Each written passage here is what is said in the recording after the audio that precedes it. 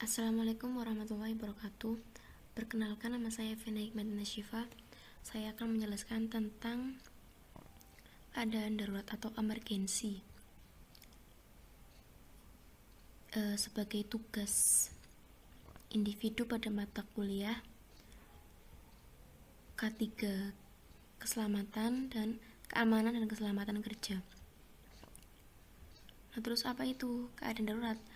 Keadaan darurat adalah kejadian atau insiden tidak terduga atau tidak terencanakan yang berakibat membahayakan manusia, mengganggu kelancaran operasi, atau mengakibatkan kerusakan fisik atau lingkungan yang harus dicegah dan ditanggulangi secara cepat dan tepat agar akibat yang ditimbulkan dapat ditekan sekecil apapun. Contohnya, bencana alam, kebocoran gas beracun, tumpahan bahan kimia, ledakan pada tangki, gangguan keamanan sipil, kekerasan di tempat kerja yang menimbulkan cedera fisik, kecelakaan atau keracunan massal. Terus bagaimana kesiapan tanggap darurat? Jadi ketika sebelum terjadinya keadaan darurat itu harus ada kesiapan tanggap. Kesiapan ini menyangkut peralatan, pelatihan, dan tenaga terampil untuk melindungi pekerja, masyarakat, lingkungan, dan reputasi perusahaan. Komitmen dan partisipasi semua pihak sangat diperlukan dalam kesiapan tanggap darurat, yaitu ada perencanaan, pembangunan seperti apa, pengoperasiannya seperti apa. Terus ada 4 elemen penting. Elemen penting dalam kesiapan tanggap itu ada 4, yaitu rencananya. Emergency plan harus berdasarkan analisa risiko yang berdampak pada kelangsungan usaha. Jadi dianalisa ini benar apa enggak gitu.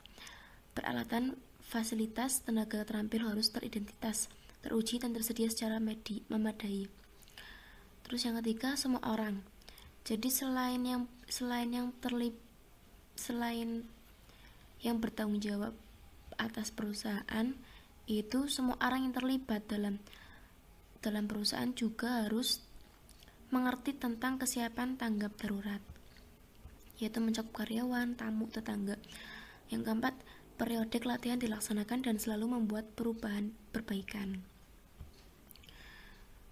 Terus rencananya apa aja sih? Rencana itu ada 4 periode. Yang pertama, membentuk dan melaksanakan pre-emergency planning, tugas tanggung jawab personil garis wewenang, pelatihan dan komunikasi, pengenalan keadaan darurat dan pencegahannya, jarak aman dan keamanan lingkungan. Terus ada prosedurnya, prosedur evakuasi, dekontaminasi, perawatan medis, pemberitahuan, prosedur alat pelindung diri, kritik dan tindak lanjut. Terus periode yang ketiga, pembentukan insiden command atau organisasi. Jadi ada yang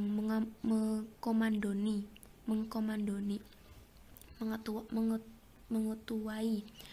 Jadi insiden commander ini diharapkan dapat mengidentifikasi bahaya baik secara kimia maupun fisika, mengarahkan dan menganalisa lapangan menggunakan engineering control.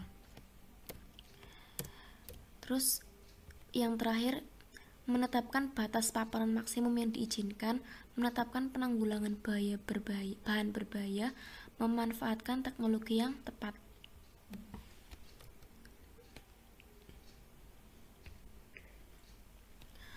Terus setiap personel itu harus memiliki tanggung jawab. Tanggung jawabnya apa aja?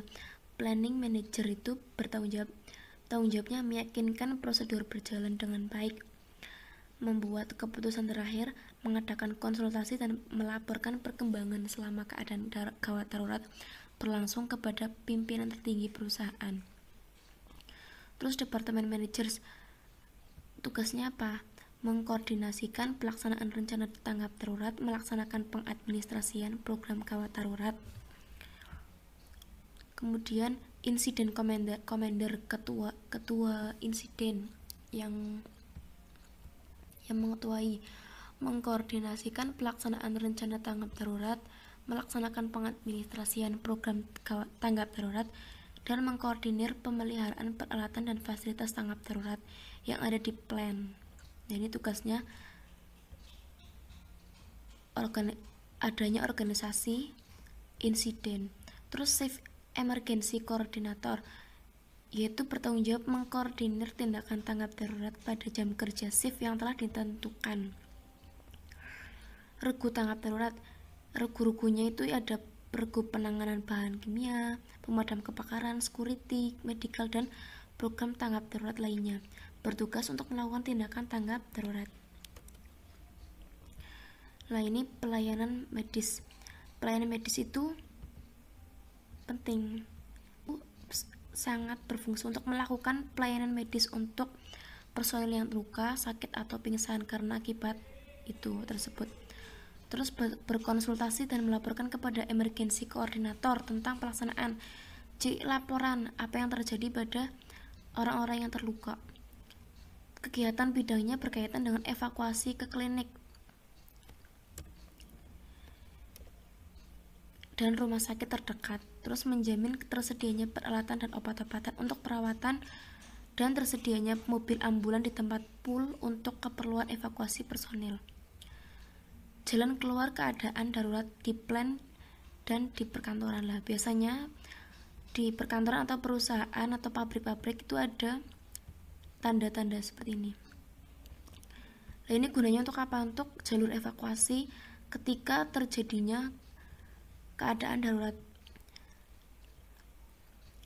Dengan diberi rambu penunjuk arah exit, dapat dipakai untuk mengevakuasi personel secara cepat dan efektif. Jadi ini tuh sangat berfungsi untuk ketika keadaan darurat lah, dibuatkan secara cepat dan seefektif mungkin. Jadi jalurnya itu jangan yang berliku-liku,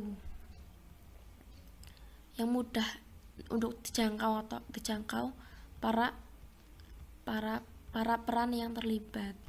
Terus mengarahkan pada muster point atau tempat berkumpul, jadi ada arahnya kemana gitu, atau arah keluar juga tidak. Terus laporan keadaan darurat. Laporan. Nah, ini ada yang melaporkan, bagaimana menghubunginya, masalah yang terjadi dijelaskan secara singkat, lokasi dijelaskan, tempat di mana bantuan diperlukan, jenis bantuan yang diperlukan, regu penanggulan bahan kimia, dan fasilitas pemadam kebakaran atau tipe gawat darurat. Nah, ini ada emergency drill, latihan gladi, keadaan darurat, peralatan bantuan, sistem alarm.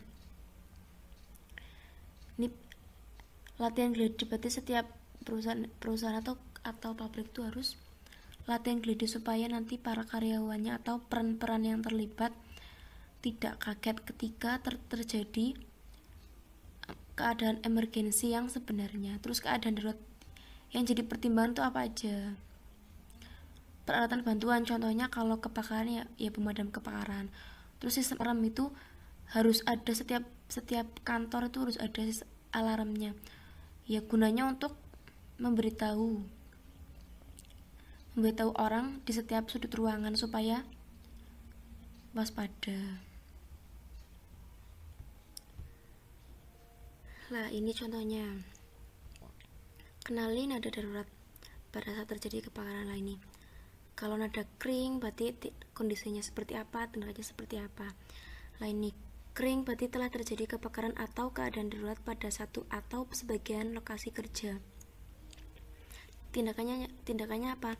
Pekerja di lokasi lainnya tidak perlu meninggalkan lokasi kerja kecuali dibunyikan tanda evakuasi. Berarti kalau nada kering itu tandanya masih aman untuk lokasi-lokasi yang tidak terjadi darurat. Terus ini sama tindakannya pas seluruh karyawan keluar dari lokasi kerja menuju titik pertemuan evakuasi yang dipimpin oleh anggota tim evakuasi. Terus ini sama ini tindakannya, karyawan harus memperhatikan pengumuman dan instruksi yang disampaikan melalui pengeras suara. Contohnya itu misal ada tumpahan bahan kimia, bagaimana cara mengatasinya? Yaitu orang yang mengetahui tumpahan. Tindakan apa yang harus dilakukan? Pertama, mengamankan orang yang terkena. Beritahu yang lain agar hati-hati. Hubungi supervisor, jelaskan lokasi tumpahan, sebutkan nama Anda bekerja. Ini Terus ini dulu ya, shift supervisor yang tadi mendapat laporan dari orang yang melihat, menuju lokasi tumpahan, tentukan status tumpahan, jadi statusnya itu bahaya atau tidak. Hubungi security untuk memanggil tim pengendali darurat. Lakukan tugas sesuai fungsi regu. Lah, security yang mendapat informasi dari supervisor ini, hubungi tim pengendali kondisi darurat sesuai instruksi atasan. Hubungi bagian K3LH, mengaktifkan alarm sesuai kondisi darurat yang terjadi. Kalau aman bunyinya seperti apa, kalau berbahaya seperti apa. Terus melakukan tugas sesuai fungsi regu. Shift operator atau shift admin yang mengurusi setiap shift-shiftnya. Hentikan seluruh pekerjaan, tunggu instruksi selanjutnya. Kemudian pihak lain area yang tidak terkena bagaimana? Teruskan aktivitas, waspada terhadap perubahan, jangan pergi ke ECC atau lokasi kejadian. Untuk tetap waspada dan tidak panik. Nah, sekiranya itu saja yang dapat saya sampaikan. Apabila ada penyampaian yang kurang baik atau salah, saya minta maaf yang sebesar-besarnya. Dan berterima kasih yang sebanyak-banyaknya, karena dengan adanya tugas seperti ini saya jadi tahu apa sih saya sendiri sebagai orang yang berpresentasi, jadi tahu apa itu keadaan darurat emergensi itu apa.